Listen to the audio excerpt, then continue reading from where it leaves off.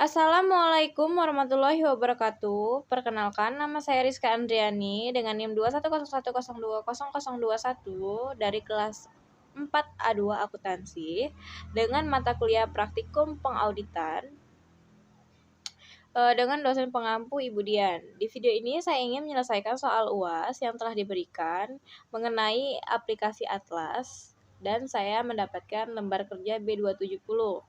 Baiklah, di sini saya telah membuka lembar Atlas dan mari kita buka lembar B270. Baiklah. Di sini mari kita klik. Nah, di kertas kerja pemeriksaan B270 ini terdapat nama KAP atau nama kantor akuntan publik. Lalu yang kedua itu ada nama AP atau nama seorang akuntannya. Lalu yang ketiga itu ada nama klien. Lalu yang keempat itu ada alamat klien. Yang kelima itu ada tahun buku. Lalu yang keenam itu ada indeks kertas kerja pemeriksaan yaitu B270. Lalu nama indeksnya pakar manajemen. Lalu standar audit yang relevannya itu 500 dan disertai dengan bukti audit. Lalu di sini terletak di bagian sebelah kanan bisa disiapkan oleh nama seorang yang menyiapkan kertas kerja ini, lalu tanggal mulainya dikerjakan kertas ini, lalu tanggal selesai, jumlah hari pengerjaannya, direview oleh orang yang mereview kertas kerja ini, lalu disertai dengan waktu mulai sampai waktu selesai dan jumlah jam.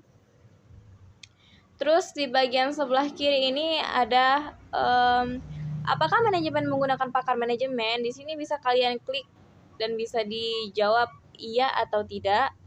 Lalu di bawah ini ada prosedur audit yang dilakukan untuk menguji informasi yang diperoleh dari hasil pekerja pakar manajemen.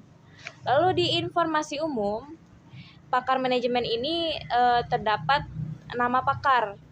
Ini bisa individu atau organisasi. Lalu bidang keahliannya di sini bisa ditulis. Lalu akun atau pengungkapan, dia mengungkapkan suatu akun apa itu. Lalu siapa yang memperkerjakan, orang yang memperkerjakan pakar manajemen tersebut. Lalu di bagian satu ini ada penentu kebutuhan pakar manajemen.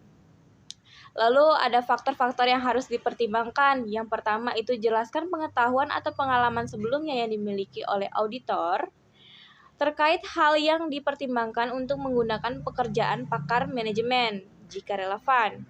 Lalu di nomor 2 itu terdapat apakah ada peraturan atau standar yang mengatur pekerjaan pakar manajemen. Lalu dijelaskan. Di sini tertulis kolom penjelasan referensi ke pengujian yang dilakukan. Di sini bisa diisi. Lalu yang ketiga itu bagaimana resiko salah jika material dan signifikansi dari hal yang dipertimbangkan untuk menggunakan. Lalu yang keempat, yang terakhir, apakah manajemen menggunakan pakar manajemen dalam menyusun laporan keuangan? Di sini bisa dijawab di kolom di sebelah kanan. Lalu di bagian 2 itu terdapat evaluasi atas kompetensi, kapabilitas, dan objektivitas pakar manajemen. Di sini terletak faktor-faktor yang harus dipertimbangkan. Faktor yang pertama adalah apakah pakar manajemen tersebut memiliki keanggotaan dari asosiasi profesi tertentu atau izin praktek. Lalu yang kedua itu ada apakah auditor memiliki pengalaman sebelumnya atau pernah berdiskusi dengan pekerjaan pakar tersebut. Lalu yang ketiga, pakar manajemen memiliki jurnal atau buku yang diterbitkan jika ada. Itu dijelaskan di penjelasan atau referensi pengujian yang dilakukan. Next, langsung kita ke bagian ketiga, yaitu ada pemahaman pekerjaan pakar dan perjanjian pekerjaan pakar dengan manajemen. Yang pertama itu yang harus ada faktor-faktor yang harus dipertimbangkan, yaitu bagaimana sifat, ruang lingkup, dan tujuan dari pekerjaan pakar manajemen. Lalu di bagian B-nya itu ada bagaimana standar kinerja teknis atau standar profesional yang diikuti oleh pakar manajemen dalam melaksanakan pekerjaannya. Nah, di sini dijelaskan bagaimana sih standar kinerja teknis dalam pakar manajemen untuk melaksanakan pekerjaannya. Lalu yang terakhir ini bagaimana auditor mempertimbangkan tujuan pekerjaan pakar dalam konteks pertimbangan materialistis dan resiko. Oh, di sini diminta dijelaskan untuk bagaimana auditor mempertimbangkan pekerjaannya dalam menghadapi resiko yang dihadapinya kelak. Lalu yang nomor 2 itu bagaimana peran dan tanggung jawab masing-masing auditor dan pakar manajemen. Di sini disuruh dijelaskan peran dan tanggung jawab seorang auditor dalam melakukan pakar manajemen. Next, langsung kita ke nomor 3. Apakah sifat saat dan luas komunikasi antara auditor dengan pakar termasuk bentuk laporan yang akan disediakan oleh pakar. Di sini disuruh dijelaskan bahwa apakah komunikasi antara auditor dan pakar manajemen tersebut termasuk ke dalam bentuk laporan yang akan disediakan oleh pakar manajemen. Lalu yang terakhir, yang keempat, di sini terdapat apakah terdapat kebutuhan pakar manajemen untuk mengobservasi persyaratan kerahasiaan. Lalu yang kedua itu apakah perusahaan atau manajemen meminta pakar manajemen untuk menyetujui ketentuan kerahasiaan secara spesifik. Di sini dijelaskan semuanya.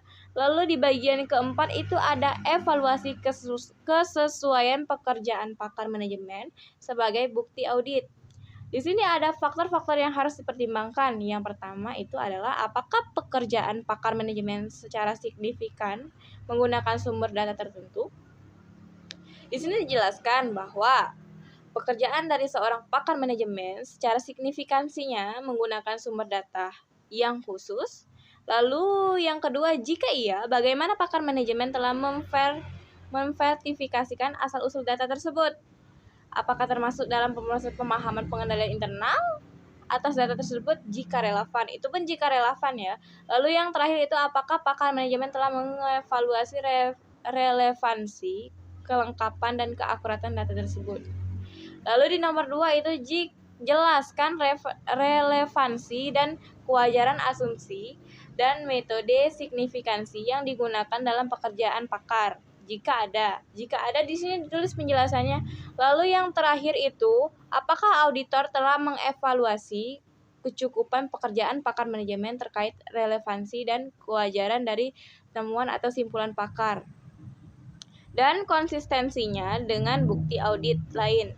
Jika ada bukti audit di sini, maka akan dijelaskan di kolom yang di sebelah kanan. Lalu yang terakhir itu, apakah temuan atau simpulan tersebut telah tercermin secara tepat dalam laporan keuangan? Di sini dijelaskan di kolom yang telah disediakan. Lalu yang terakhir itu ada kesimpulan. Menurut auditor, untuk tujuan audit maka pekerja pakar manajemen adalah, di sini bisa diklik apakah memadai atau tidak memadai atau tidak relevan. Dan di sini bisa dilampirkan lampiran kertas kerjanya. Mungkin itu saja yang dapat saya jelaskan tentang kertas kerja pemeriksaan B270. Lebih dan kurangnya saya mohon maaf. Sekian dari saya. Wassalamualaikum warahmatullahi wabarakatuh.